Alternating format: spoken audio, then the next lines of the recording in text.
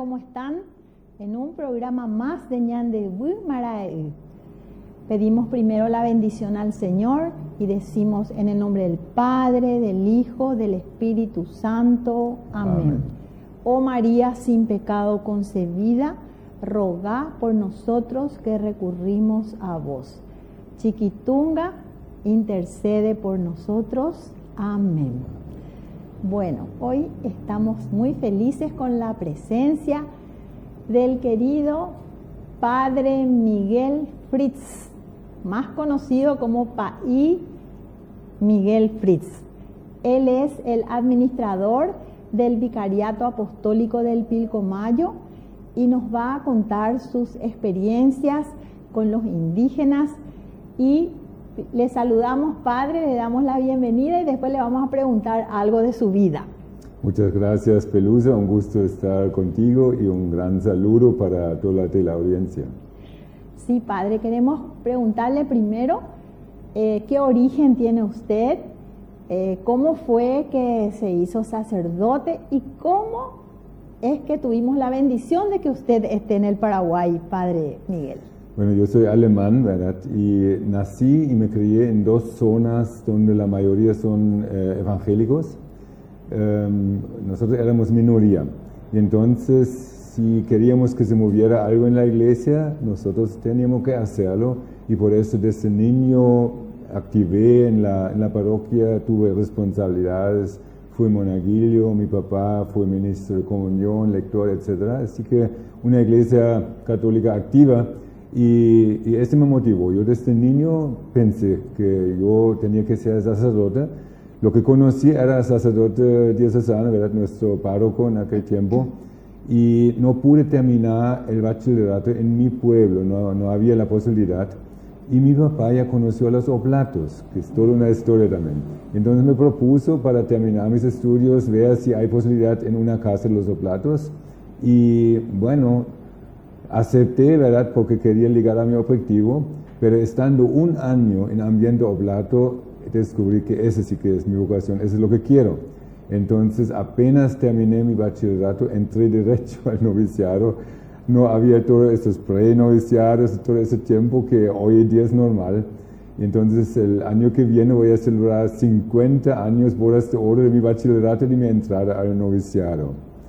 Cuando entré, yo tenía la idea, yo sabía que los oblatos de Alemania habían comenzado la misión en el Chaco y me imaginaba que ese podría ser una opción, pero después, comenzando mis estudios, descubrí tantas necesidades en Alemania que me decidí de quedar en Alemania.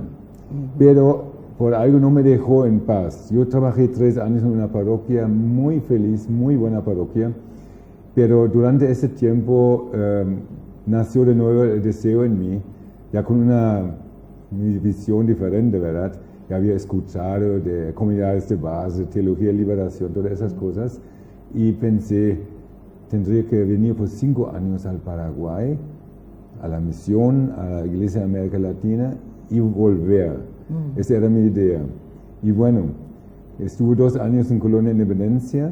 Ahí conocí el campesinado, aprendí guaraní, y después el provincial entonces, que es ahora el actual obispo de Ciudad del Este, Monseñor Guillermo, me preguntó si no quería ir al Chaco. Y sí, dije, eso es lo que quería.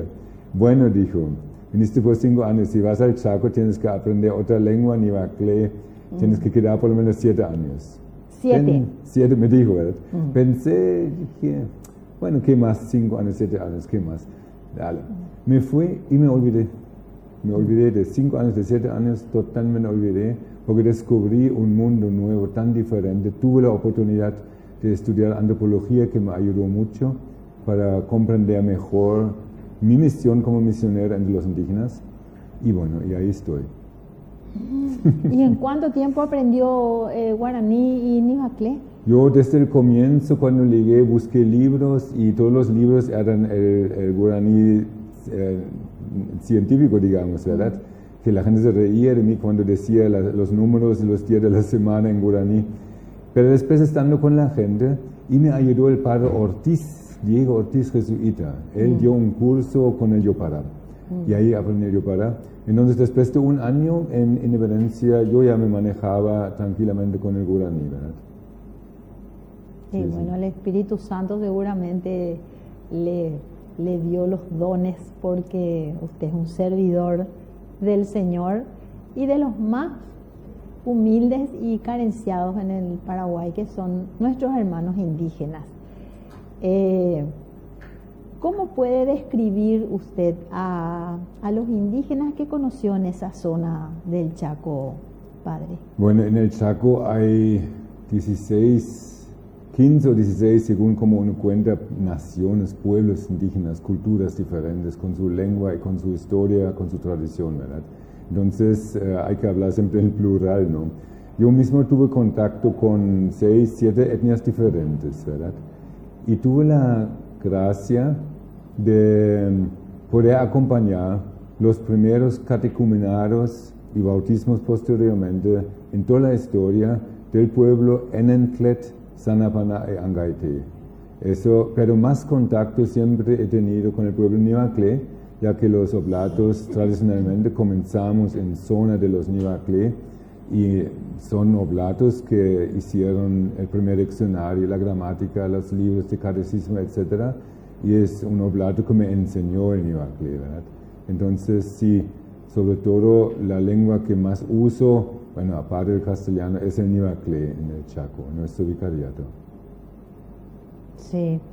Y ¿usted estaba en un lugar específico o recorrió varios lugares, varias comunidades del Chaco? ¿Cómo fue al comienzo, padre? Sí, yo llegué en Miguel? 1988 con la visita del Papa, ¿verdad? Sí. Y ahí me quedé, en Mariscal Estigarribia. Mariscal es una parroquia muy grande, porque el vicariato en total tiene 125.000 kilómetros cuadrados, un tercio de la superficie del Paraguay. La mitad de este vicariato es la parroquia de Mariscal, que va hasta la frontera con Bolivia y entonces con Argentina en parte. Y entonces recorrí muchísimo. Tenía un tiempo 25 comunidades que atender. La más cercana quedaba a 55 kilómetros y la más alejada a 270 kilómetros, ¿verdad? Y ahí recorrí mucho, y sobre todo con Nivacle, pero también con comunidades guaraníes, que son los que hace poco nomás, digamos, llegaron al Chaco paraguayo, ¿verdad? Sí. Y habrá conocido los tiempos de las grandes sequías que hubo en el Chaco, y también, no tanto inundación, ¿verdad?, pero la sequía, que es muy terrible en el Chaco. ¿Y quiénes así les ayudaban, País Miguel? Bueno, en un principio, en el pasado, prácticamente los misioneros se encargaban de todo, ¿verdad? En cuanto a las primeras casitas, en cuanto a las primeras escuelas, en cuanto a atención de salud, todo. Pero con el tiempo el gobierno asumió más y más responsabilidades, sobre todo en cuanto a salud. Hay puestos de salud con deficiencias, ¿verdad? Pero sí que hay. Nosotros ahora solamente mantenemos un puesto de salud con una hermana enfermera, ¿verdad? En cuanto a las escuelas, todavía en gran parte nosotros acompañamos, hay todo una supervisión del vicariato para escuelas indígenas, ¿no? Ahora, el tema de agua, claro, eso es complicado porque sabemos que el agua solamente puede ser agua del cielo, porque en el subsuelo hay agua salada, casi solamente eso, y entonces tiene que haber tajamares y aljibes, ¿verdad? En el pasado eran sobre todo tajamares. Hoy en día hay organizaciones más no gubernamentales que gubernamentales que ayudan con aljibes. Ahora en la comunidad donde estuve los últimos 4 años, una ONG está en este momento construyendo más de 80 aljibes. Y también están consiguiendo pozos ahora con agua algo salado pero potable. Solamente que los indígenas no están acostumbrados y prefieren siempre el agua de lluvia, o sea, del tajamar, ¿verdad? Sí, porque un derecho humano es el agua potable. Sí. Y es una falta que tienen nuestros hermanos indígenas, y tenemos que apoyarles y hacer también de canal entre ellos y el gobierno para que las instituciones del Estado se ocupen en forma de este problema grave que hay y cada tanto se agudiza, el del agua potable. Pero hay una cosa que en los 30 años, yo 35 años que estoy en el Chaco, se duplicó la cantidad de población en el Chaco, ¿verdad? Entonces no hay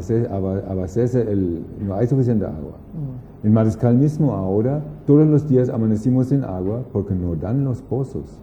¿Y eso por qué? Porque aumenta la cantidad de vacas.